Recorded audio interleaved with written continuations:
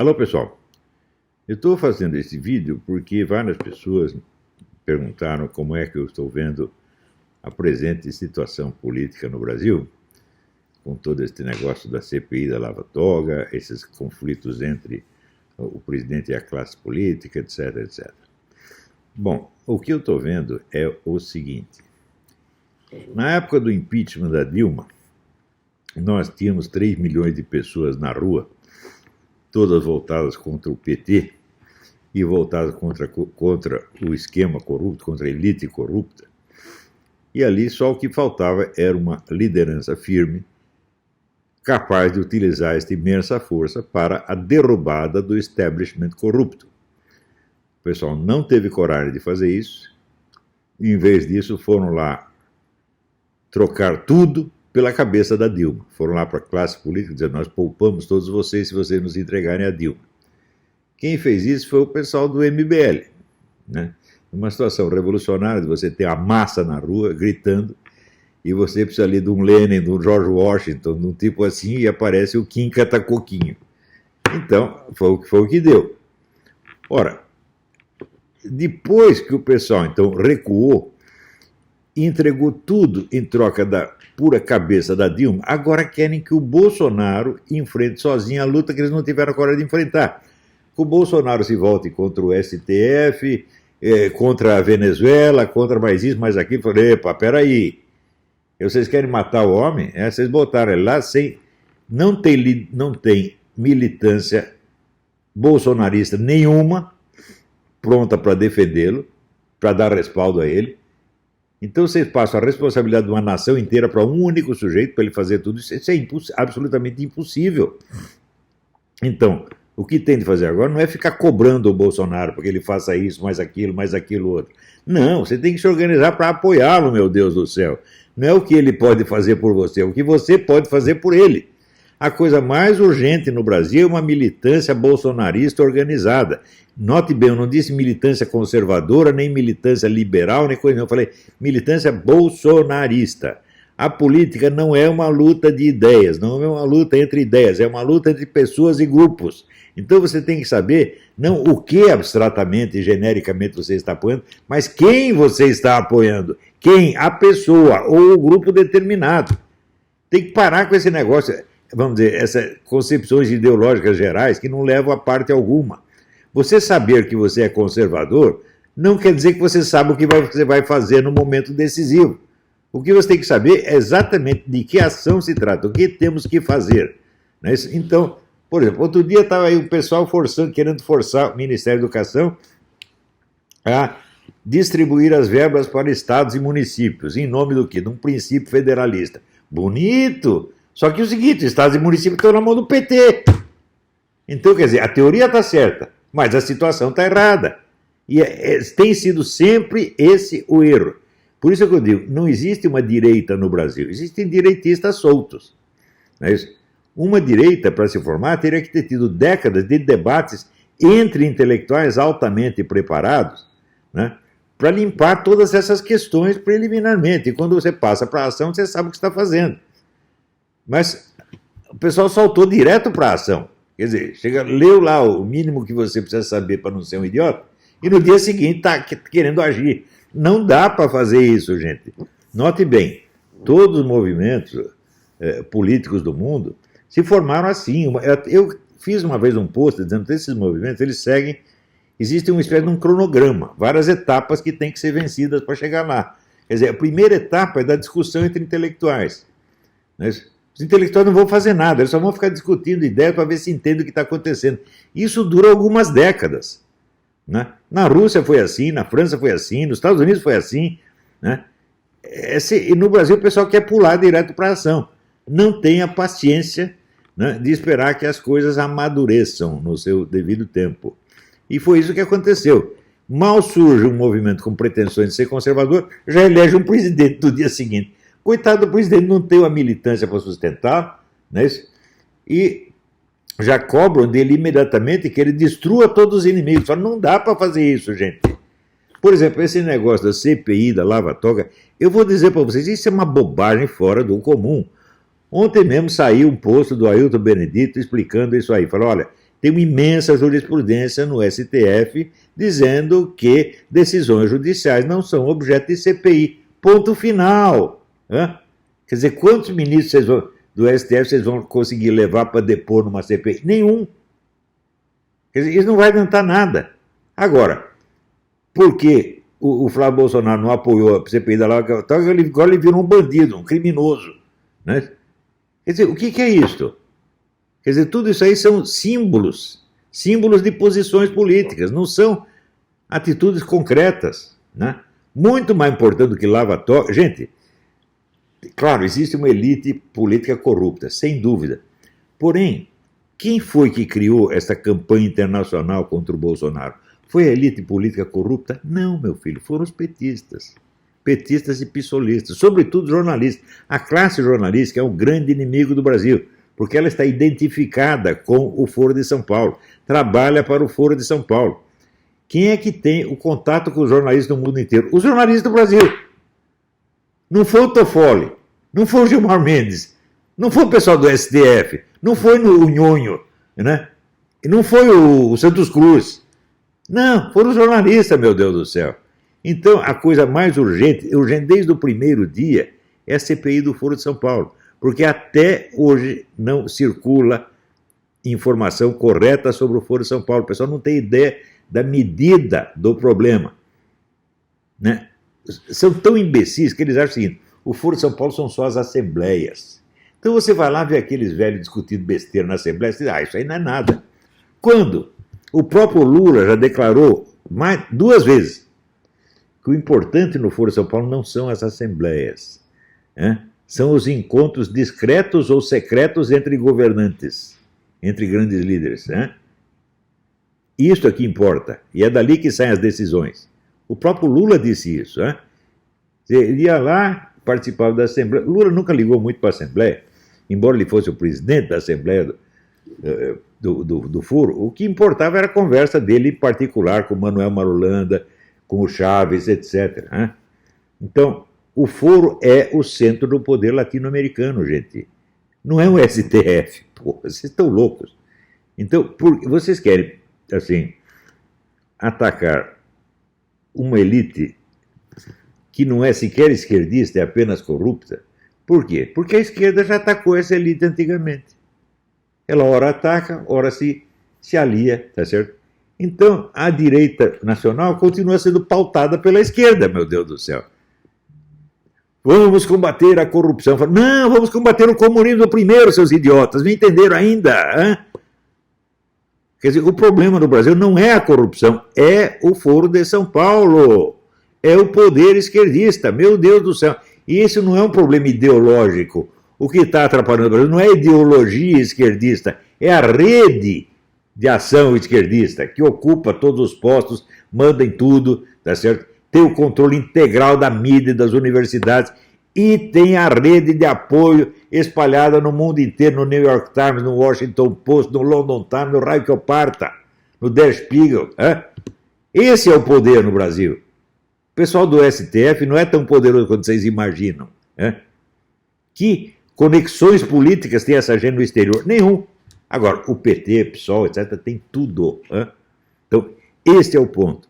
Agora, o presidente tem que se concentrar suas forças no combate a isto. Eu vejo que ele fica irritado com a mídia, tá certo? E às vezes, enquanto fala umas coisas ofensivas para a mídia, isso não adianta nada, evidentemente. Ele tem que falar manso, mas tem que agir de maneira decisiva.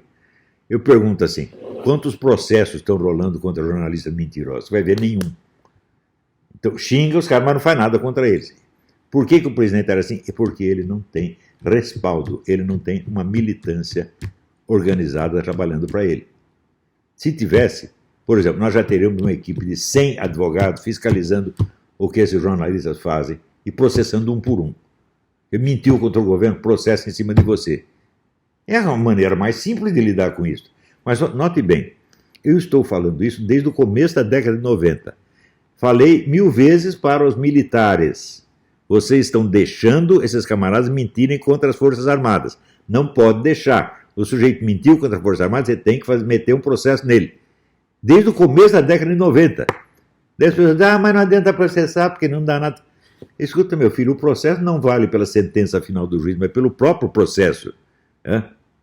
Eu já sofri processo do qual eu fui absolvido, o processo acabou com a minha vida. Simone Weil já dizia, para o réu inocente, sofrer um processo já é um castigo imenso. E eu sei, eu fiquei 6 anos gastando dinheiro, tendo que correr atrás de documentos, testemunho, o tempo todo, acabou a minha vida. No fim, fui absolvido. Quer dizer, eu não vou pagar pelo crime que eu não cometi, mas eu já paguei porque eu já gastei todo o meu dinheiro.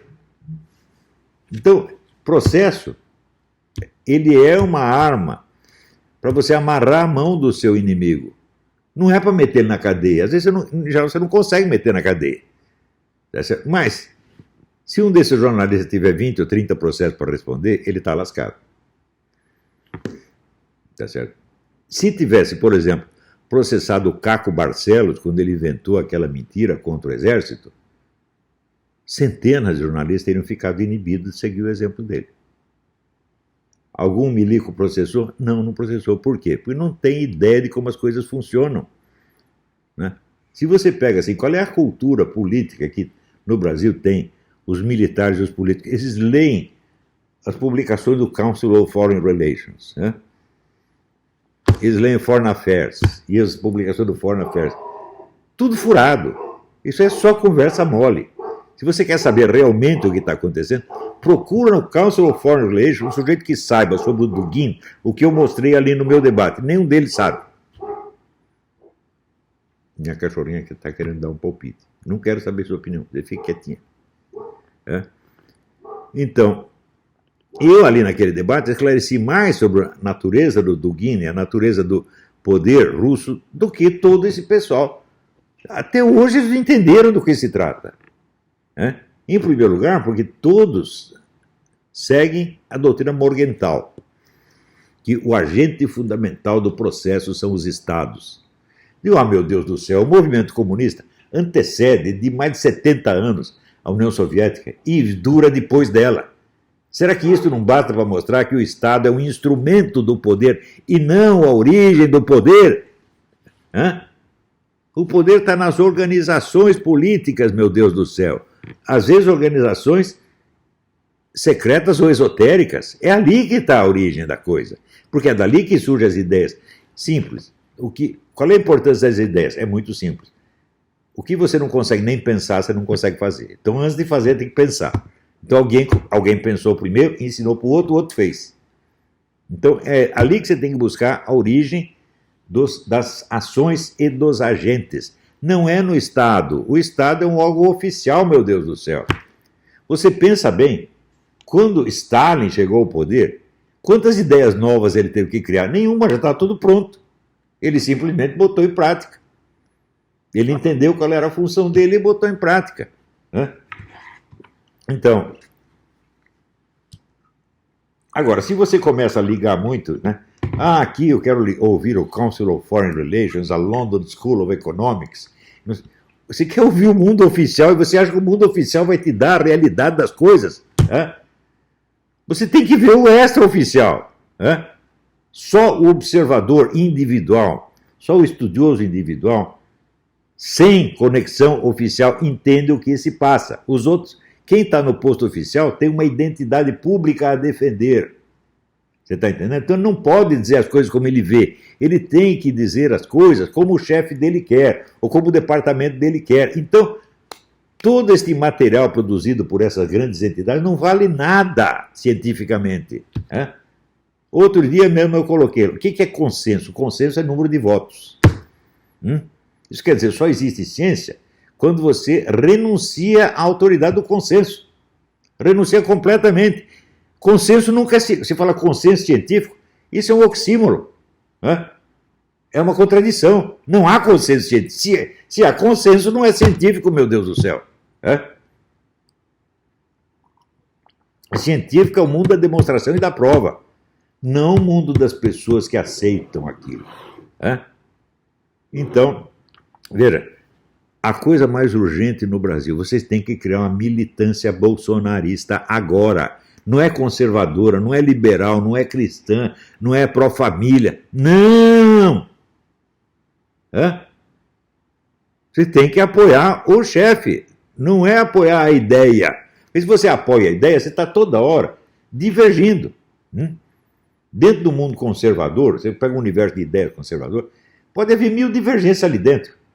Tá certo? Então, hora você está a favor de um, hora você está a favor de outro, e você se divide. Quer dizer, é claro que as ideias têm importância, mas não nesse plano, gente. Você vê o número de camaradas que subiu na vida junto com o Bolsonaro, graças ao Bolsonaro, graças ao prestígio do Bolsonaro, no dia seguinte viraram casaca. É Kim Catacoquinho, é Lobostão, essa gente toda, porra. É o Alexandre Fruta. Por quê? Aderiram às ideias. Mas a política não se constitui de ideias. A política são ações que refletem um poder. Essas ações são empreendidas por indivíduos reais. Então você tem que estar a favor deste e contra aquele. Não é as ideias. Você vê, se você pega a história do comunismo, por exemplo, veja quantos comunistas os comunistas mataram. O Paulo Francis que dizia, ninguém matou mais comunista do que Stalin. Estava errado, Mao Tse Tung matou mais. Então, quem matou mais comunistas foram os comunistas. Eles não estavam de acordo ideologicamente, estavam. Você está entendendo? Eu sou tão comunista quanto ele, mas eu quero que quem esteja no poder sou eu e não você. Pronto. Então, agora, assim, chega de militância conservadora, chega de militância pró-família ou pró não sei o quê. Assim, tem que ser militância pró-Bolsonaro, tem que apoiar o cara até o fim. Custou muito para você botar um conservador na presidência do Brasil. Custou mais de 60 anos de esforço. Durante 60 anos, o ponto de vista conservador cristão foi excluído e quase proibido. Eu desafio vocês a me mostrar uma tese universitária anticomunista que tenha sido, não digo aprovada, mas aceita para exame em qualquer universidade brasileira. Ou qualquer autor francamente anticomunista que tenha tido acesso à mídia. Não, você pode ir lá defender ideias liberais, mas anticomunismo você não vai fazer. Não tem anticomunismo. Você veja, um dos maiores escritores brasileiros, Gustavo Corsão, taparam a boca do Gustavo Corsão, tiraram o homem da imprensa. Não é isso? Em São Paulo, tiraram lá o Lenildo Tabosa Pessoa, tiraram o Nicolas Boer, tiraram um monte de... taparam a boca de todos os conservadores e liberais durante o regime militar, porra! Veja o poder que essa gente tem. E você ainda fica achando que o problema é o STF? Não, meu filho, o problema é a militância esquerdista que domina mídia e universidade. Esse é o problema, porque é essa gente que tem a conexão internacional. E é contra esta gente que o presidente tem que se voltar. Não na base do xingamento, que não adianta nada. Tem que agir contra as pessoas, mas ele só pode fazer isso se tiver apoio de uma militância organizada. Entenderam? Essa é a minha mensagem, gente. Fique com Deus. Tchau, tchau.